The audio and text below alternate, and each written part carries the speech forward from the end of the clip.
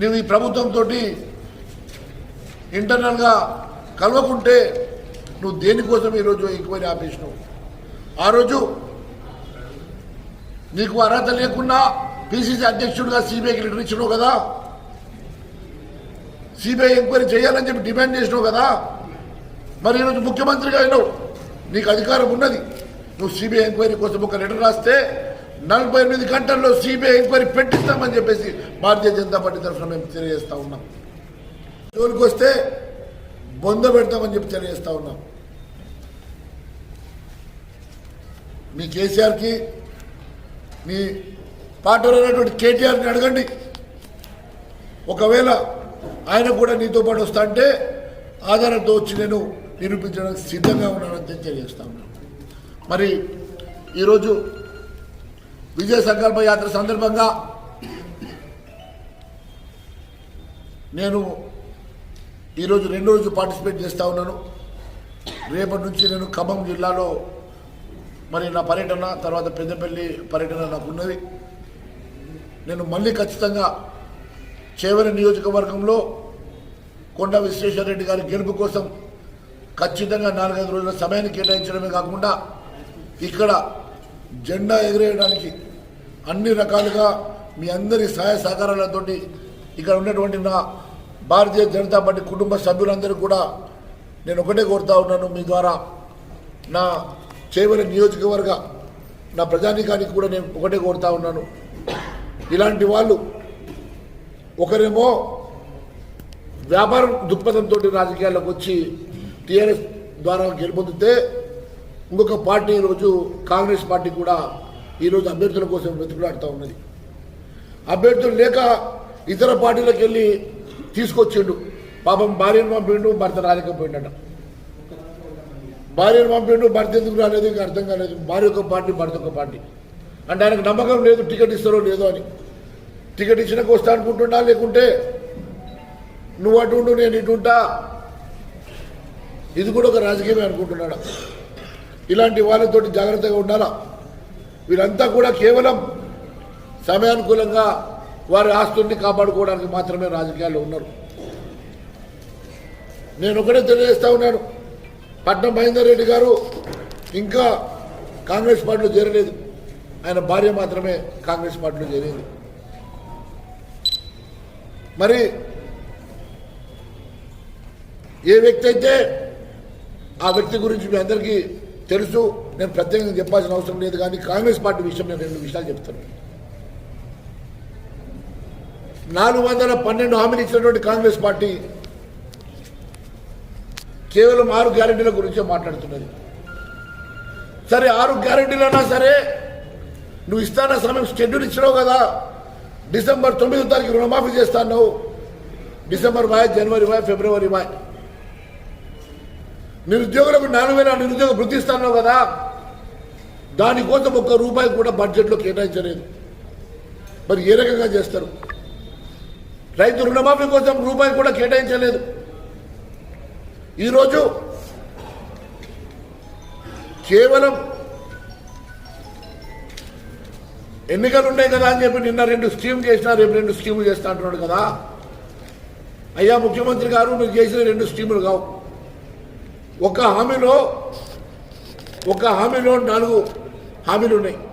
మీకు ఒక గ్యారెంటీ స్కీమ్లో 4 హామీలు ఉన్నాయి. గృహలక్ష్మి గ్యారెంటీ స్కీమ్లో ఉచిత బస్సు, ఉచిత కరెంటు, దాంతోపాటు ₹2,500 ప్రతి గృహిణికి ఇవ్వాలి. నువ్వు 2,500 ఇవ్వకముందే 2 హామీలు అయిపోయినాయని చెప్తున్నావు అంటే ప్రజలు ఎంత మభ్యపెడుతున్నావు, ఎంత మోసం చేస్తున్నావు. కనీసం నీకు ఫస్ట్ రోజు జీతాలు ఇవ్వడానికి డబ్బులు లేవు, కానీ కేవలం ఈ ఎన్నికల సమయంలో ప్రజల్ని మోసం చేసి మభ్యపెట్టేటువంటి ప్రయత్నం చేస్తున్న రేవంత్ రెడ్డి గారు, మీరు ఏ రకంగా మీ బడ్జెట్ లోపల ఎంత అమౌంట్ అలొకేట్ చేశారు, ఏ రకంగా ఈ సంక్షేమ కార్యక్రమాలను ముందుకు తీసుకెళ్తారని చెప్పాల్సిన బాధ్యత మీ మీద ఉన్నది.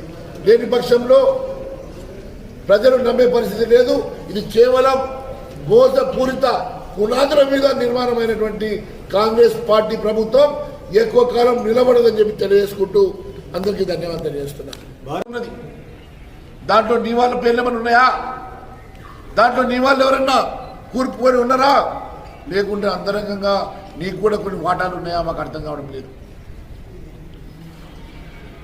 ఆ కాంట్రాక్టర్ నీకు బంధువులు ఉన్నారా? ఆ కాంట్రాక్టర్ నీకు స్నేహితులు ఉన్నారా? నువ్వు చేసిన ఆరోపణలే ఈ ప్రభుత్వం మీద కాళేశ్వరం దగ్గర నుంచి ప్రతి కుంభకోణం మీద నువ్వు మాట్లాడినావు. ప్రతి కుంభకోణం మీద సిబిఐ ఎంక్వైరీ డిమాండ్ నువ్వు చేసినావు కదా. అటువంటి నువ్వు ఈరోజు దేనికోసం వెనుకంజ వేస్తున్నావు? దేనికోసం సిబిఐ ఎంక్వైరీ కోసం ముందుకు రావడం లేదని చెప్పి ప్రశ్నిస్తున్నావు. హైకోర్టు జ్యుడిషియల్ ఎంక్వైరీ అన్నావు. హైకోర్టు జ్యుడిషియల్ ఎంక్వైరీ కుదరదని చెప్పేసి హైకోర్టు స్పష్టంగా చెప్పింది. మరి హైకోర్టు జ్యుడిషియల్ ఎంక్వైరీ కుదరనప్పుడు నీకున్నటువంటి ఆప్షన్ సిబిఐ కదా. కేవలం విజిలెన్స్ చేసి విజిలెన్స్ ఎంక్వైరీ పేరు మీద చేతులు దులుపుకోవాలనో, లేకుంటే నీ కంట్రోల్లో పెట్టుకొని బ్లాక్మెయిల్ చేయాలనో, నీ కంట్రోల్లో పెట్టుకొని ఈ వ్యవస్థను చిన్న భిన్నం చేయాలని ఆలోచన చేస్తున్నావు. నీ కంట్రోల్లో ఉన్నటువంటి బిజినెస్ పెట్టుకొని, నీ కంట్రోల్లో ఉన్నటువంటి బిజినెస్ ద్వారా ఎంక్వైరీ చేపించి ఆధారాలు నీ దగ్గర పెట్టుకొని వాళ్ళని బ్లాక్మెయిల్ చేయడానికి, వసూలు చేయడానికి మాత్రమే నువ్వు ఆలోచన చేస్తున్నావా? లేకుంటే నీకు చిత్తశుద్ధి ఉంటే నువ్వు చెప్పినట్టు సిబిఐ ఎంక్వైరీ కోసం ఎందుకు వెనుకంజ వేస్తున్నావు అని ప్రశ్నిస్తున్నావు. అంతేకాదు, నిన్న టీఆర్ఎస్ ఎంపీ ఒక ఆయన, చేవెల టీఆర్ఎస్ ఎంపీ, ఆయన పేరేంది, రంజిత్ రెడ్డి మీద నిన్న నేను చేవెల్లో మాట్లాడినా. ఈయన కౌంటర్ ఇస్తూ ఉన్నాడు. కౌంటర్ ఇచ్చిండు. నేను మీ ద్వారా రంజిత్ రెడ్డికి ఓపెన్ ఛాలెంజ్ చేస్తా ఉన్నా. రంజిత్ రెడ్డి, కేటీఆర్ ఇద్దరు పార్ట్నర్షిప్ ఉన్నది, బంధుత్వం, వాళ్ళిద్దరి మధ్యలో బలమైనటువంటి ఆర్థిక బంధుత్వం ఉన్నది. ఈరోజు నువ్వు అర్ధరహితం ఆధారాలు లేవంటున్నావు కదా రంజిత్ రెడ్డి. నేను రుజువులతో సహా నేను నిరూపిస్తా, ఆధారాలతో సహా నిరూపిస్తా. నువ్వు ఎండోమెంట్ భూమిలో సర్వే నంబర్తో సహా నువ్వు 4 ఎకరాల 18 గుంటల్లో హనుమాన్ల గుడిని కూలగొట్టమాట వాస్తవం కాదా? షేక్పేట్ గ్రామంలో 4 ఎకరాల 18 గుంటల హనుమాన్ల గుడిని నువ్వు డిమాలిష్ చేసి అక్కడ అపార్ట్మెంట్ కడుతున్నాడు. పాపాత్ముడు కాదా నువ్వు? దాంట్లో నీకు కేటీఆర్కి సంబంధం లేదా? అంతేకాదు, నీవు గతంలో చేసినటువంటి పాపాలు ఒకటి కావు. నీవు చేసిన ప్రతిదానికి నా దగ్గర ఆధారాలు ఉన్నాయి. రోహిణి మినరల్స్లో నువ్వు చేసినటువంటి కుంభకోణం, అదే మాదిరి పోల్ట్రీ ఫీడ్ విషయంలో మొక్కజొన్నల కొనుగోలులో కూడా కుంభకోణం. నీ జాతకం నా దగ్గర ఉన్నది. నేను ఎప్పుడూ మాట్లాడలేదు. కానీ ఎప్పుడైతే కొండా విశ్వేశ్వరరెడ్డి గారిని నువ్వు అన్పార్లమెంటరీ లాంగ్వేజ్లో మాట్లాడి అవమానపరిచినవో, మా నాయకుడు జోలికి వచ్చినవో, కాబట్టి నేను నోరు తెరుస్తున్నా. నువ్వు బహిరంగ క్షమాపణ చెప్తే వదులుతా, లేకుంటే బిడ్డ నీ బండారాలు బయట పెడతా. అసెంబ్లీ సాక్షిగా ప్రతి రుజువు బయట పెట్టి నిన్ను బొక్కలు తొలగిస్తా. నువ్వు అనుకుంటున్నావు మేము కామ్గా ఉంటే ఆధారాలు లేవనుకుంటున్నావు. ప్రతి ఆధారంతో వస్తా. నువ్వు కేటీఆర్ కలిసి ఎక్కడికి వస్తారో చెప్పండి, ఏ న్యూస్ ఛానల్కి వస్తారో చెప్పండి, ఎక్కడ బహిరంగ చర్చకు వస్తారో చెప్పండి. నేను ఆధారంతో వస్తా, నిరూపించడానికి సిద్ధంగా ఉన్నా. నీకు దమ్ము ధైర్యం ఉంటే చేవల నియోజకవర్గంలో 3వ స్థానం తెచ్చుకో. 3వ స్థానం కూడా నీకు రాదు. డిపాజిట్ కోసం కొట్టాడేటువంటి పరిస్థితి. నువ్వు ఒక రియల్ ఎస్టేట్ వ్యాపారివి. ఇక్కడ ఈ ప్రాంతంలో కరీంనగర్కి వెళ్ళి వలస వచ్చి ఈ ప్రాంతంలో నువ్వు ఎంపీగా గెలిచి రియల్ ఎస్టేట్ వ్యాపారం చేసినావు తప్ప ఈ ప్రాంతానికి నువ్వు ఏం అభివృద్ధి చేసినావు అని అడుగుతున్నా.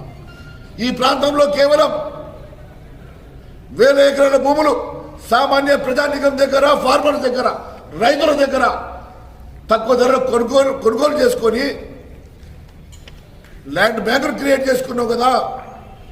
కొన్ని 1000 ఎకరాల భూమి ఈ నియోజకవర్గంలో సంపాదించుకున్నావు కదా.